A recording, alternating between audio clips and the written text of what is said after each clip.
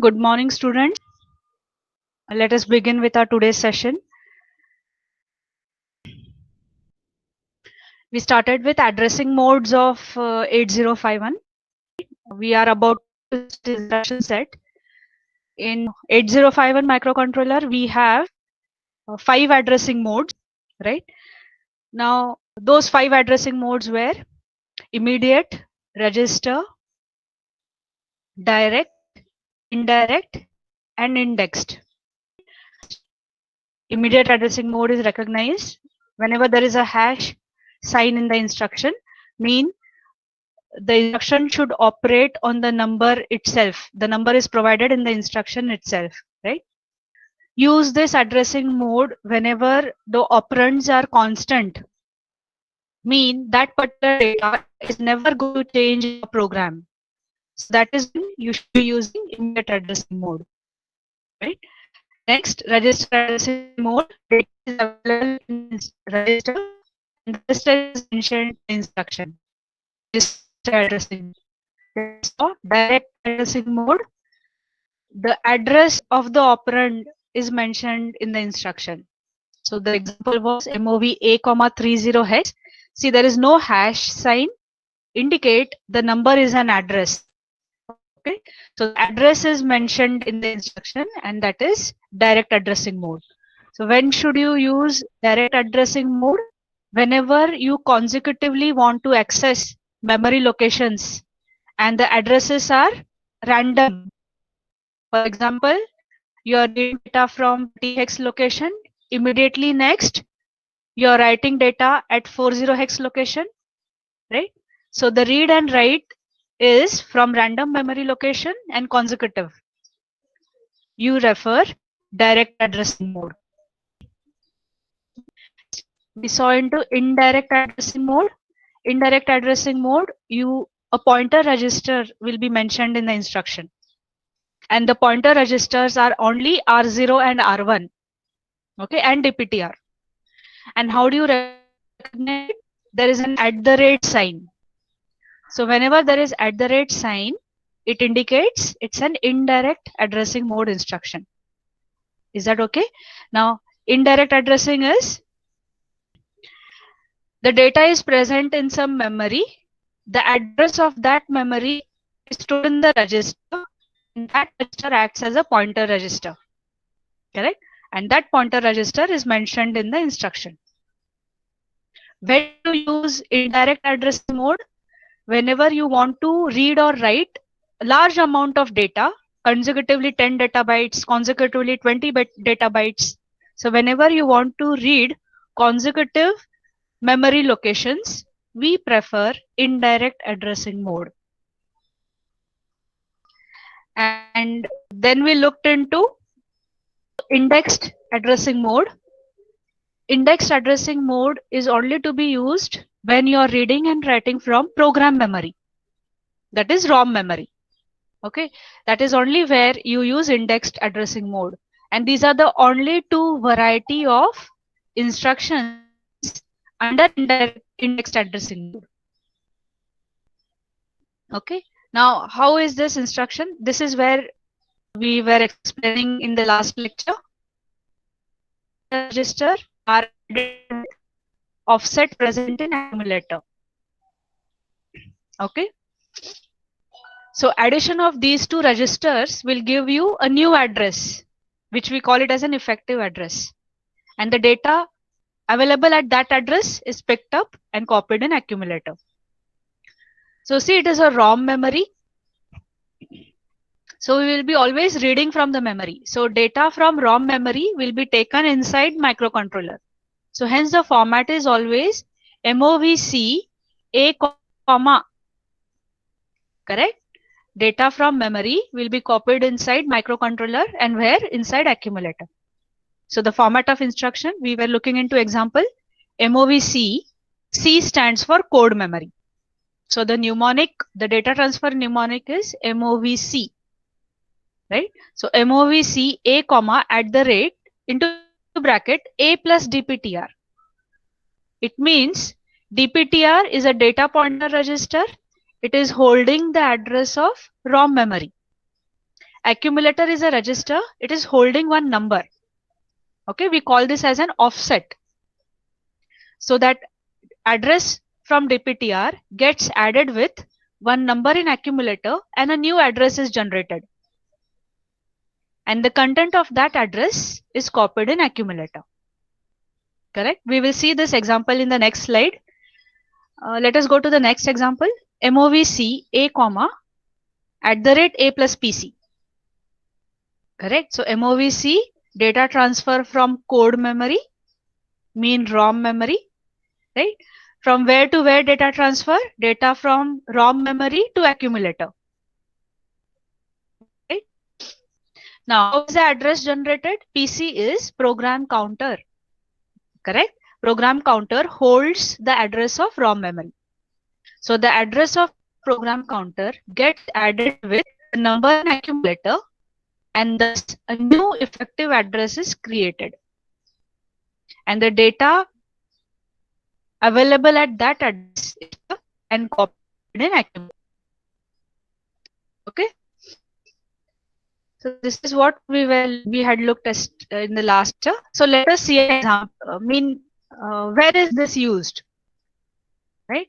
Where do you use indexed addressing mode? Widely, it is used whenever we prepare lookup tables. Okay, there is a concept called as lookup table. Now, here I have shown this is a lookup table of 7-segment display. Now, students, do you all know 7-segment display? You see those digits 0, 1, 2, 3 up to 9. You can see the digits 0 to 9. Well, you can see A, B, C, D, E, F also. Correct? This is a table of 7-segment LED display. Okay. Now, 7-segment LED display, there are two varieties: common anode display, common cathode display. So here I have written the codes for 7-segment common cathode display. So 3F, whenever we send 3F to the 7-segment display, digit 0 is displayed. Okay, hope you all have understood 7-segment display. See, in your calculators, you can see those digits. Whatever digits you see, those are 7-segment digits. Okay, so the point is, whenever microcontroller sends 3F code, 0 is displayed on the 7-segment LED display. 18, this code displays digit 1. 5B displays digit 2. 3, so on. 6F displays digit 9. So these are the codes. Whenever these codes arrive on the 7-segment display, that 0, 1, 2, 3 up to 9 are displayed. Correct? So whenever we display number, you need to send these codes. And see, the codes will never change. If I say I want to display 9, I have to send 6F. Correct? So these 7-segment codes are fixed. Hence, many of the times, these 7-segment codes are stored in program memory. Because program memory is non-volatile, the contents written inside it does not change. Correct? So these 7-segment codes are majority of the times written in program memory. And I'm assuming the codes are written from address 1000 hex onwards. So 100 hex is the code for digit 0. The next consecutive address 1001, code for digit 1, and so on. So from 1000 hex to 1009 hex, I have consecutively stored these 7-segment codes. Correct? Now, what program I'm supposed to write? Now, the program I'm writing is, I have connected 10 keys. Right? Just an example. 10 keys have been connected to microcontroller, and whatever key is pressed, that should be displayed on the 7-segment, as well as some operation should be carried out. Each key will have different operations. So there are 10 different operations to be carried out, and which operation is going on, that key number is to be displayed on 7-segment display. Correct? So then how do I execute this, or how do I make use of this stored codes? I will make data pointer to point to 1000 hex address. It means 1000 will be stored in data pointer. Correct? And I will not change the data pointer. Okay, the data pointer is fixed and I will fix it to the starting address 1000 hex. Whereas whatever key is pressed, I will store it in accumulator. Correct? If key 0 is pressed, accumulator will show 0. If key 1 is pressed, accumulator will be stored with number 1. If key 9 is pressed, accumulator will be stored with number 9. Correct? And what is my program? Whatever key is pressed, that corresponding code is to be picked up. So DPTR is loaded with 1000 hex starting address. Accumulator is having key code, that is 3. So 1000 plus 3 becomes 1003. So 1003, what is at 1003? 4F. Correct? 4F, and that 4F is the code to display digit 3. Correct? Next, whenever I press key 9, accumulator will be stored with 9. Right? So DPTR is 1000 plus accumulator is having 9. So the address, effective address generated will be 1009. And what is at 1009? The code, the key code to display digit 9. So that is what is called as lookup table. Right? DPTR will point to the starting address, and from which location is to be picked up will be decided by the accumulator. And hence that is called as an offset. DPTR is called as a base pointer, and whatever is there in accumulator is called as an offset. Fine. So that is a lookup table for 7-segment LED display. Right? Similarly, see, there are few, if I want to perform some mathematical operation, like I want to calculate sine theta. Now this mathematical operation, you don't have an instruction for this. Right? Correct? Calculation of sine theta or something which is not available in the instruction. Right? So what do I do? For every theta angle, 1 degree, 2 degree, 3 degree, and so on, I will create a lookup table. Correct? I'll create a lookup table for each theta, and I'll put the value of sine 1, sine 2, sine 3 degree, sine 90 degree, so on. Such a lookup table will be prepared. And whenever the user wants any value of sine theta, the user will put that theta value, which will be loaded in accumulator, and accumulator plus DPTR on addition will pick up the correct value of sine theta. So do you get me? What is the concept of lookup table? And that is where indexed addressing is very much helpful. Fine. So those were the addressing modes of 8051. Right? Immediate, register, direct, indirect, and indexed. Just a quick summarize.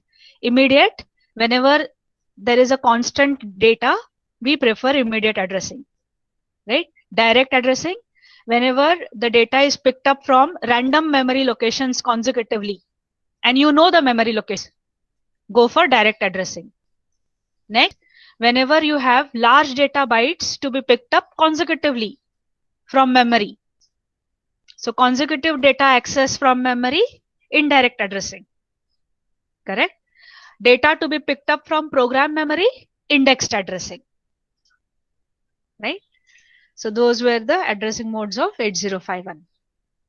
Now we will start with the instruction set, 8051 instruction set.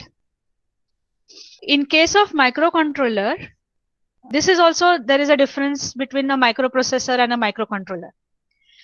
In case of microcontrollers, the instructions target towards controlling inputs and the outputs connected to the microcontroller. Right?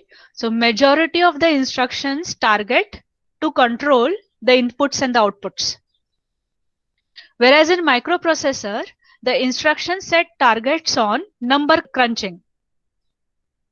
right? Number manipulation.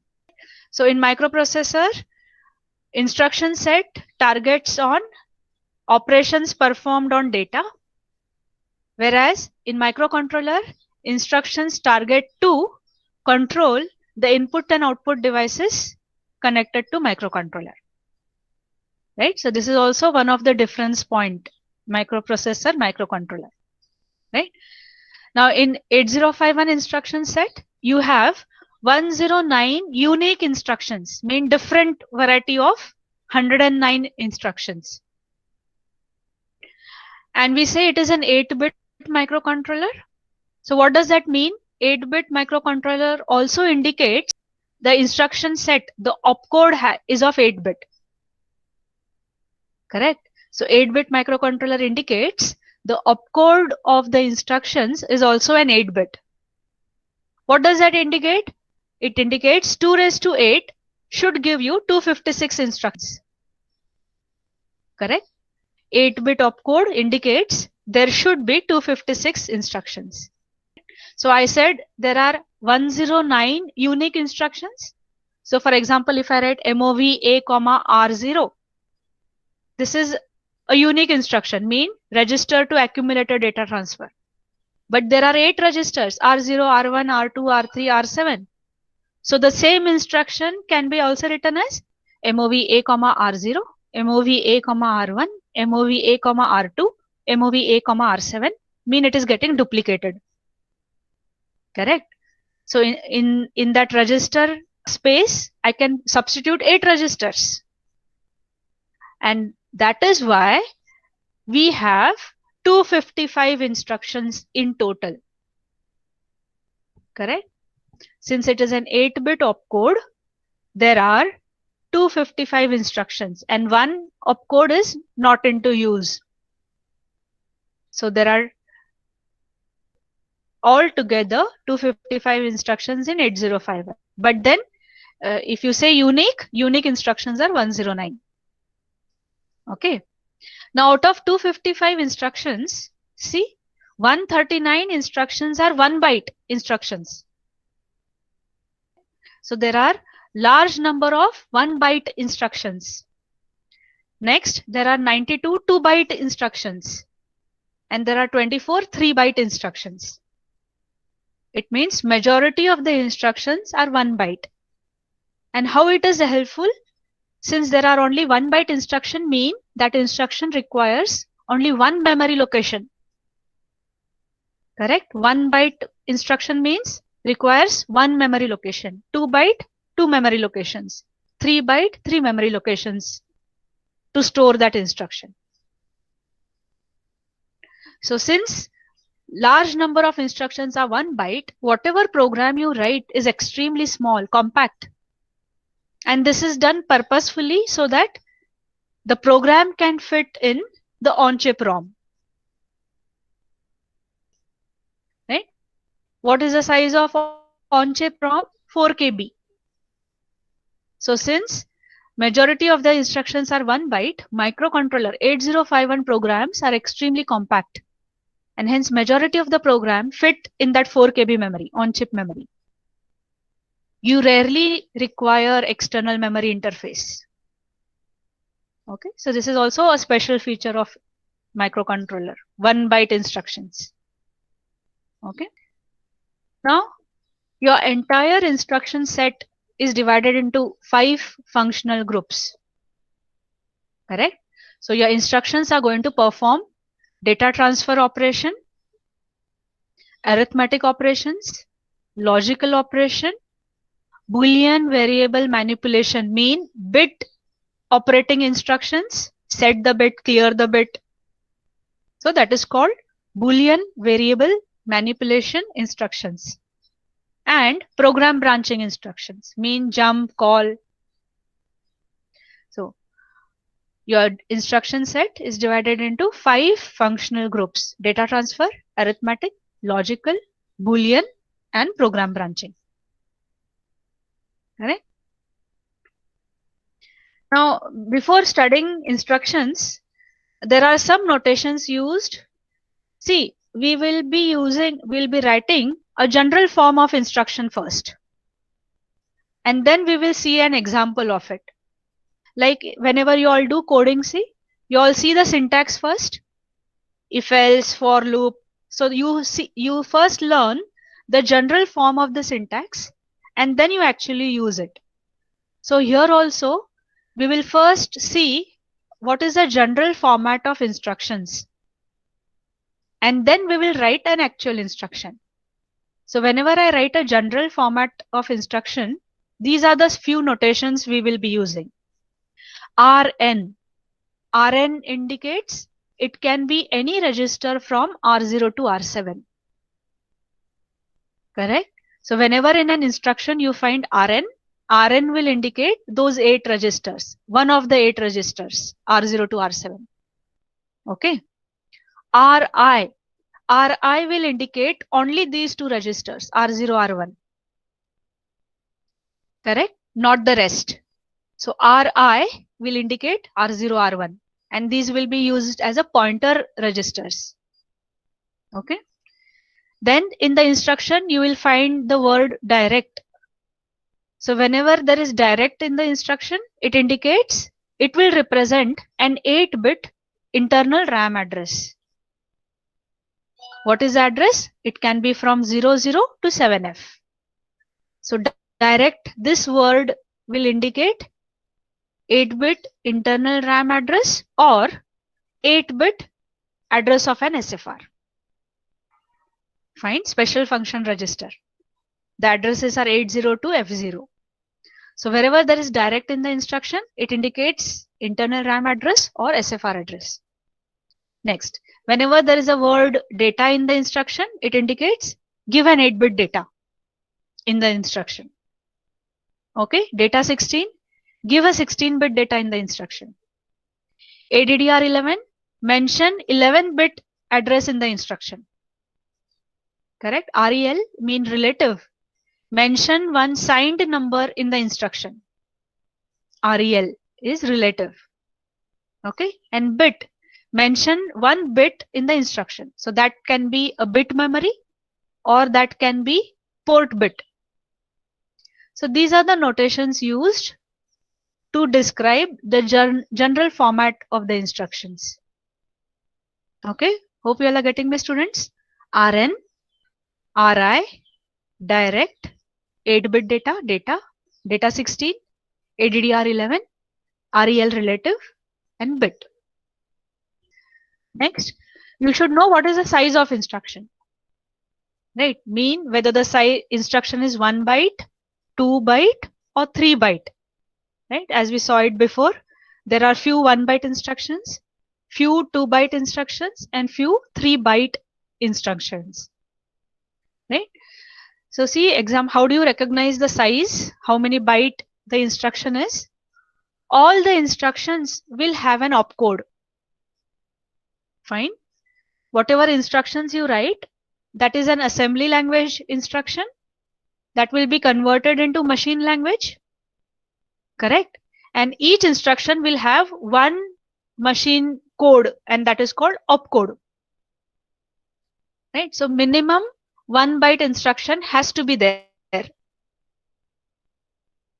And in the instruction, if there is one 8-bit number, mean the instruction is of 2 byte. Correct. So MOV A, hash 12 hex, it is a 2 byte instruction. The first byte is the opcode, 74 hex is the opcode, and 12 hex is the operand. Right. So in the instruction, one 8-bit number mean that it is a 2 byte instruction. First byte is the opcode, second byte is the number. Next, MOV DPTR, hash 1000 hex, mean there is a 16-bit data in the instruction, mean the instruction is 3 bytes. 90 hex, the first byte is the opcode, the second byte is a lower address 00, and the third byte is the higher address 10. Okay, so a 16-bit number in the instruction is 3 byte. Now remember, whatever memory you interfaced, that memory is capable of storing 8-bit data mean only 1 byte in one location. So let the memory be interfaced to 8051 microcontroller or 8085 microprocessor, or let it be interfaced to even your i7 processors. Memory is capable of storing 1 byte in one memory location. Correct? So when we say 3 bytes, we will require 3 memory locations to store the instruction. Okay. Next, MOV R7, A. See, there is no number in the instruction. One is R7 register and the other is accumulator register. So there is no number in the instruction, mean the instruction is 1 byte. FF hex is the opcode. So MOV R7, A is 1 byte instruction, and that 1 byte is the opcode. Fine. Next, MOV R6, 40 hex. See, there is one number. Now forget whether that number is a data or an address. It does not matter. To indicate how many byte the instruction is, I just want to know, is there a number here? Yes, there is one number here. Mean it is a 2 byte instruction. AE is the opcode and 40 hex is a second number. Okay. Now see the next example.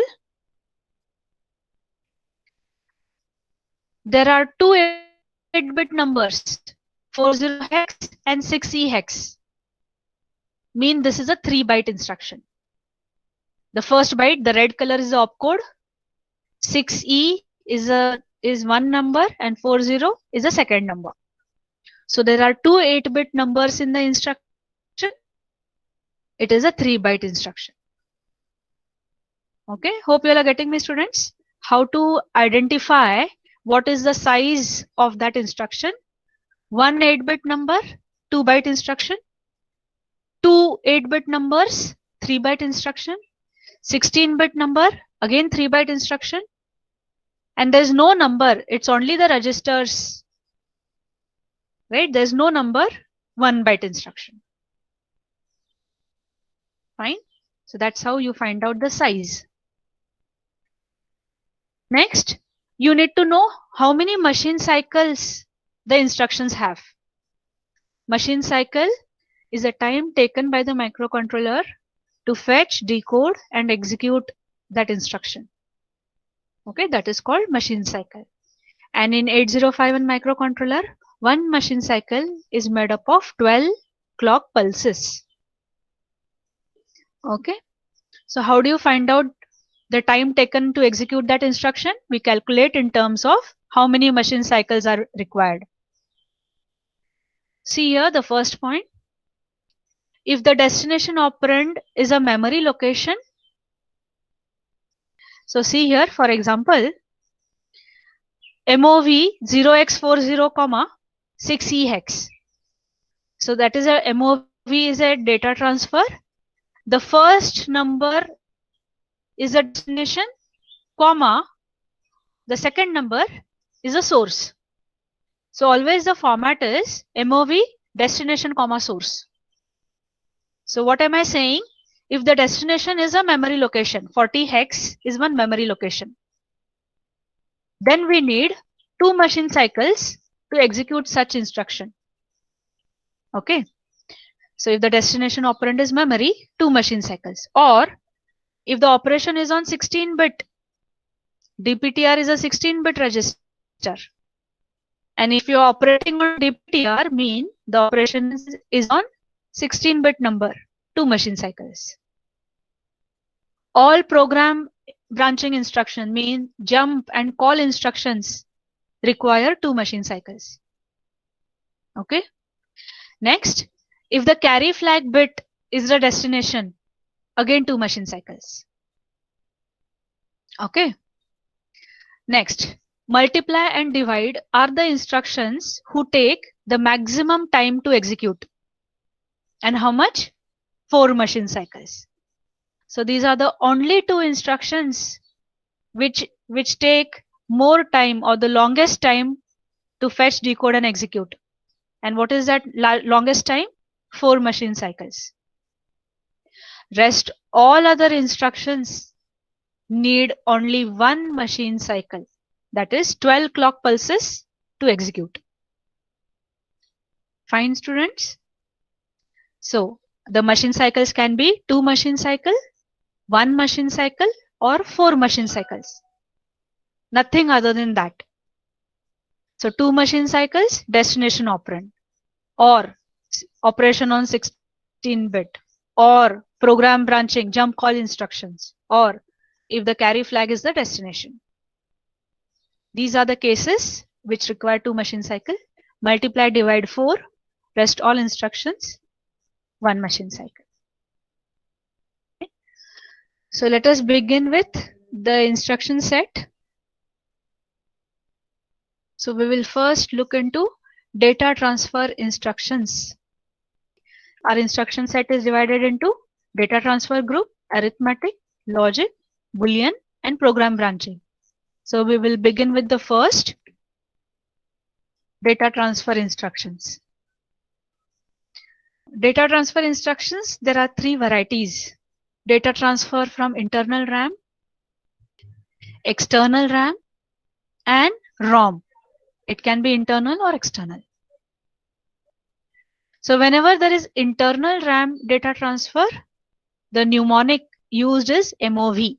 So this is called mnemonic, MNEUMONIC, mnemonic. So internal RAM, the mnemonic is MOV. External RAM, the mnemonic is MOVX. X stands for external. And from ROM memory, either it can be internal, external. The mnemonic is MOVC, C for ROM, code memory. So that's how microcontroller understands from where is the data transfer. MOV, internal RAM, MOVX, external RAM, MOVC, code memory. Now internal RAM, there are few more data transfer instructions, and they are push, pop, exchange the byte, exchange the nibble. So these are related to internal RAM data transfer. So we will first look into internal RAM data transfer. Now see, this is a general form of instruction. Internal RAM, the mnemonic is MOV. And how is the format? Mnemonic, MOV, destination, comma, source. How is the data transfer? The data from source, look at the arrow, the data from source is transferred to destination. All instructions, the format is like this. First, you will be writing the destination, comma, you will be writing the source. So left hand side is the destination, right hand side is the source. And see, what are the variety of combinations of destination and source? Look at the table down. DST is the destination, SRC is the source. Right? So all the instructions we will be looking into this format. Mean variety of instructions when accumulator is the destination. Variety of instructions when Rn is the destination. What is Rn? Any register from R0 to R7. Right? So what are the variety of instructions if Rn is the destination? Variety of instructions when direct memory is the destination. Right? Hope you remember what does direct mean? An 8-bit address, internal RAM or SFR. So variety of instructions when the destination is direct memory, and variety of instructions when the destination is indirect memory. Okay, and what does RI mean? Either it is R0 register or R1 register. This is the general form of instruction MOV. So let us look at the first left hand column. When accumulator is a destination, mean the data transfer is from source to accumulator. Right? And so what are the varieties to take data into accumulator? MOV A, Rn. Data is transferred from Rn register to accumulator. Rn can be R0 to R7. The next is MOV A comma direct. It means there should be an address here and the data is transferred from this memory address into accumulator. MOV A comma @RI. It means indirect data pointed by RI is copied in accumulator. And MOV A comma hash data. The data is in the instruction itself. And that data is transferred to accumulator. So whenever there is a data transfer to accumulator, the 4 addressing modes are possible: register, direct, indirect, and immediate. Whereas indexed addressing is not applicable for internal RAM. Hope you all are getting me, students. Index addressing will not appear in internal RAM as well as external RAM. It will only appear in program memory. So hence, there will be only 4 addressing modes: register, direct, indirect, immediate. See the next column. When the destination is Rn, it means R0 to R7 register are the destination. So the format is MOV Rn comma A, accumulator to register data transfer. MOV Rn comma direct, direct memory to register. MOV Rn comma hash data. So the data is available in the instruction itself from data to register. Right? So now see what is not possible here. Rn comma Rn is invalid. Correct? So what cannot be done here? Rn comma Rn is not possible. So there are only 3 addressing modes: register, direct, immediate, right? And what else? Indirect is not possible. Rn comma @Rn not possible. Okay. Accumulator to register, direct to register, and immediate to register. Look at the next. Here the data transfer is into memory location. So direct memory location. So MOV direct comma A, accumulator to memory. Right? So direct means that address, that memory address should be mentioned in the instruction. Next, MOV direct comma Rn, register to memory. MOV direct comma direct, one memory location to another memory location. So see here, that is also something special. Memory to memory transfer is available in microcontroller. Whereas memory to memory transfer was not available in 8086 processor. Correct? So direct comma direct means one memory location, source memory location, to another destination memory location. See the next example, MOV direct comma @RI. This is also again memory to memory transfer, but then it is indirect addressing mode.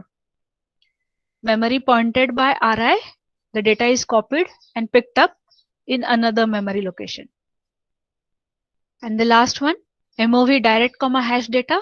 The data in the instruction is copied into the memory location mentioned in the instruction. Data to memory transfer. What is all addressing modes possible except indexed? And remember, memory to memory transfer possible. And see the last example.